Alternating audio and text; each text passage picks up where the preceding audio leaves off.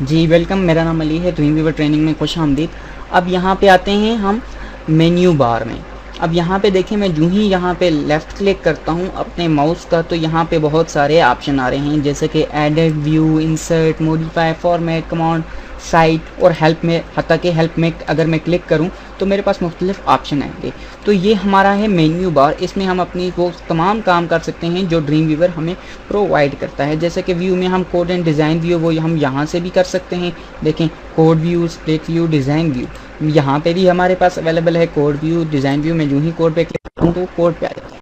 अगर आपने एक बात नोटिस की हो, हमने जो पिछली मूवी में जो हमने देखा था, यहाँ पे एक आइकन्स वगैरह आ रहे थे, वो यहाँ पे नहीं है। मैं आपको बताना चाहता हूँ वो सिर्फ क्लासिक में अवेलेबल हैं।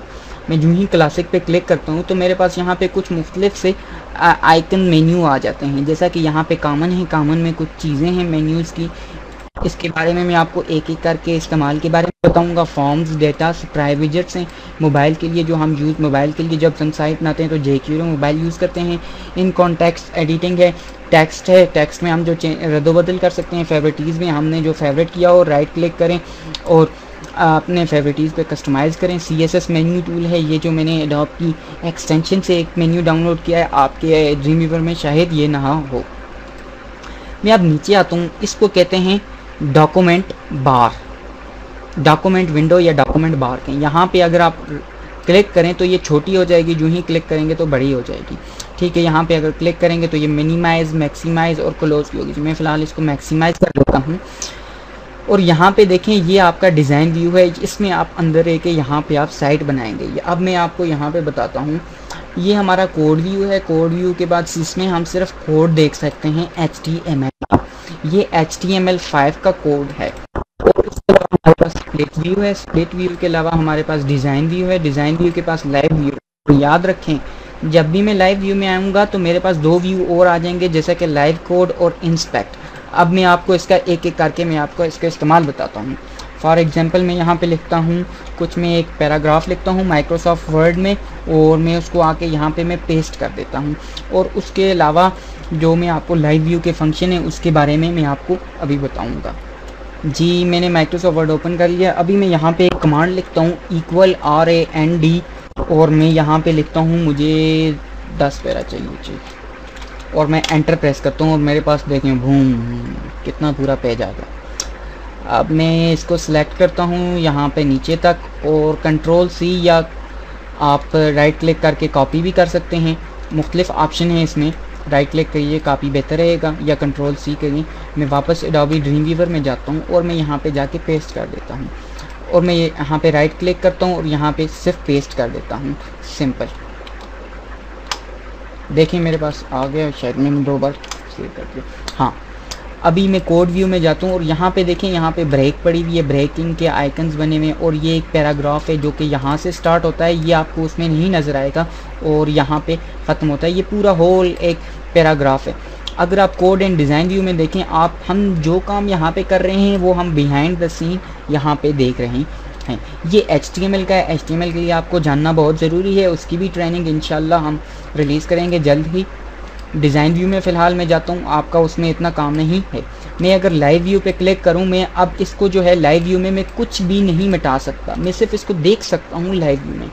अगर मैं लाइव कोड में जाऊँ तो लाइव कोड में मेरे पास इसका लाइव कोड आ जाएगा। अगर मैं इंस्पेक्ट पे क्लिक करूँ तो अभी मेरे पास सिर्फ एक पैरा है। मैं अगर यहाँ पे आपको 2 पैराग्राफ बना के बताता हूँ। पहले तो मैं यहाँ पे, चलो जी, हमारा एक पैरा मैं यहाँ पे एंड कर देता हूँ /p, और दूसरा पैरा अगर आप HTML को जानते हैं तो आपके लिए बड़ी आसानी होगी। जो ही मैं क्लिक करता हूँ, देखें मैं वापस आ गया। अब ये हमारा एक पैरा बन चुका है, और ये हमारा दूसरा पैरा यहाँ से यहाँ तक। मैं लाइव व्यू पे क्लिक करता हूँ और लाइव कोड पे क्लिक करता हूँ। अब मैं इंस्पेक्ट पे जाता हूँ।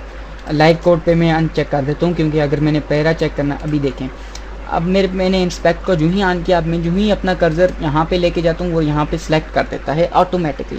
यानी इसका मतलब ये है कि आप जो है जिस इंस्पेक्ट मोड में हों, अगर आप उसकी कोडिंग ढूंढना चाहते हैं, कोई प्रॉब्लम आ रही है आपको, तो आप उस पर जस्ट एक बार क्लिक कर दें तो वो आपको वहाँ की उसकी कोडिंग के बारे में बता देगा। जो ही मैंने यहाँ पे क्लिक किया तो मेरे कोडिंग के बारे में बता दिया। मैं अब इंस्पेक्ट व्यू में जाता हूँ, अब देखें मैं इसके ऊपर लेके जाता हूँ, ये कोडिंग बताता है, इसके ऊपर लेके जाता हूँ, ये कोडिंग बताता है। ये बड़ा इंपॉर्टेंट चीज़ है, ये आप जब बड़ी साइटों में देखेंगे तो आपको बहुत ही, ये अगर बनाएंगे तो आपको बहुत ही इंपॉर्टेंट चीज़ ये लगेगी। मैं फ़िलहाल एंटर इसका प्रेस कर देता हूँ और देखता हूँ, देखें हाँ यहाँ पे ब्रेक पड़ चुकी है।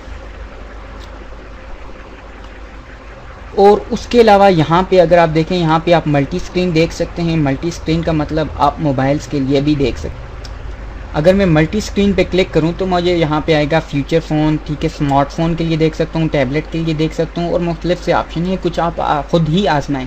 मल्टी स्क्रीन प्रीव्यू पे मैं जिस तरह ही जो ही क्लिक करता हूँ वो कहेगा there is no preview available, क्योंकि मैंने अभी अपनी साइट को सही तरह मैनेज नहीं किया हुआ है।